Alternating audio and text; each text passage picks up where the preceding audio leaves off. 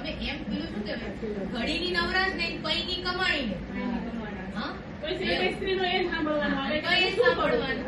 તમે તો ફેરે છો. પણ તમે ખાલી સ્ત્રીના કામ ગણો, ખાલી રસોઈ વાળા બેન ખાલી 7,000 લે, 2 ટાઈમ રસોઈ કરવાના, એમાં નાસ્તો ઉમેરો તો 10,000 થાય, 2 ટાઈમ. સવારનો નાસ્તો સાંજની ચા ઉમેરો તો 10,000 ખાલી રસોઈ વાળા બેન ના થાય. કામ વાળા માણસના 1,000 ગણો, વાસણના કપડાના 1,000 ગણો, કચરા પોતાના 1,000 ગણો, 13,000 તો આ જ થઈ ગયા. હજી તો ઘરમાં વડીલો હોય, બરાબર, ઘરના મા બાપ હોય, એમની સેવા ગણો. 8 કલાકના 15,000 લે છે માણસ, બરાબર. 24 કલાકના 45,000 તો સીધા એ થાય, બરાબર. સેમ ટુ સેમ બાળકોના ગણો તમે, બાળકોને 15,000 8 કલાકના લે છે, 45,000 એટલે 90,000 ખાલી 2 બચ્ચાઓ અને 2 ઘરના મા બાપ ને હાચવવાના 90,000 તો થઈ ગયું સ્ત્રીઓ. એટલે લાખ રૂપિયા સ્ત્રીઓ ઘરે બેઠા બેઠા બચાવે છે. અને બચત છે ને એ કમાણી જ છે બેઠી. ખાલી માણસ બહાર જાય અને નોટો હાથમાં લઈને આવે એને જ આવક ના કહેવાય.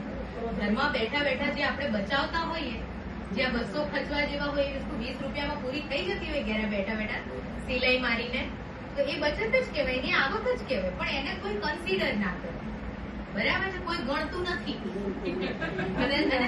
કદાચ ગણીને આપવા જાય તો આપી પણ ના શકે, કોને પૂછાય? તમે જાઓ રાધા બરાબર છે. એટલે અઘરું છે, પણ છતાંય સ્ત્રીઓ કરે છે લાગણીથી, ભાવનાથી. પણ એની એ ભાવનાઓનો બહુ દુરુપયોગ થયો છે ભાઈ, ઇતિહાસમાં બહુ થયો છે, વર્તમાનમાં બહુ થાય છે.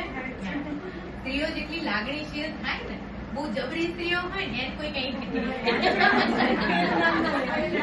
બિચારી ભોળી હોય ને, મારા ઘરવાળા, મારા છોકરાઓ, મારા સાસુ સસરા, મારા કુટુંબ વાળા, મારા મા બાપ, મારા ભાઈઓ, એવું કરીને લાગણીથી જે બહુ ઘસાય ને, એ સ્ત્રીઓનો બધે દુરુપયોગ થતો.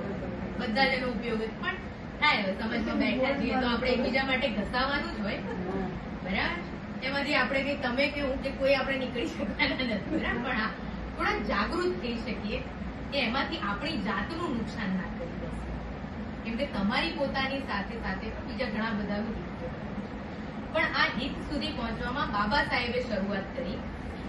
તમને કહું, બાબા સાહેબ છે ને 1913 માં, એટલે